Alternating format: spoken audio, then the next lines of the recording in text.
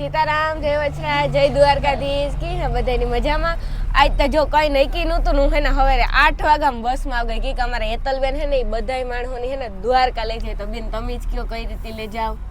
જય દ્વારકાધીશ. અમારો એક મનોરથ હતો કે અત્યારે શૈક્ષણિક પ્રવાસો અને આધ્યાત્મિક પ્રવાસો બહુ ચાલે છે, તો બધા છોકરાઓ પ્રવાસમાં જતા હોય તો બધા લઈ જઈ શકે. તો અમને એવો વિચાર આવ્યો કે શારીરિક અને માનસિક અક્ષમ લોકો હોય એમને કોણ પ્રવાસમાં લઈ જાય અને બિચારાઓને આપણા સિવાય કોણ હોય એનું? હા, તો અમને દ્વારકાધીશ એવી પ્રેરણા કરી કે આવા વિદ્યાર્થીઓને લઈ અને અમે દ્વારકા જઈએ છીએ. વાહ વાહ, બહુ બહુ બહુ અભિનંદન કે તમે દ્વારકા જાઓ, બહુ એન્જોય કરો. અને હમણાં અહીંયા ચા નાસ્તો ને બધું છે એટલે આપણે પ્રથમ અહીંયાથી રિલાયન્સ થી નીકળીશું. મિયાણી લાઈવ ગાંઠિયા અને જલેબી અને ચા ઈ બાળકો માટે નાસ્તામાં રાખ્યું છે. મારા હુકમમાં નહીં હોય, કેમ કે મારે એક બે ઇવેન્ટ છે ને પ્રમોશનમાં જવાનું, બાકી તો હું ભેગી જતા પાછું કયો એટલે મને એડવાન્સ કહેજો એટલે હું આવી. તમે બેન આ શરીરથી નહીં હોય પણ મનથી અમારી સાથે દ્વારકામાં જોડાયેલા હશો અને અમે ત્યાંથી તમને વિડીયો કોલ પણ કરીશું. મારા તરફથી દર્શન કરજો બસ દ્વારકાધીશના, અને બધાય જય દ્વારકાધીશ કમેન્ટમાં લખી નાખજો. અને તમે પણ બધાય આવા સેવાનું કામ કરજો, જઈએ કઈ ખાવા પીવાનું દઈએ. ગરીબ માણસનો જે આપણી હે ને આશીર્વાદ જડે ને એટલે એનાથી મોટા કઈ આશીર્વાદ જ નથી. સાચી વાત ને હેતલબેન? 100% 100%. દ્વારકાધીશ આવા ને આવા સેવાના કાર્ય અમારી પાસે કરાવે. બસ.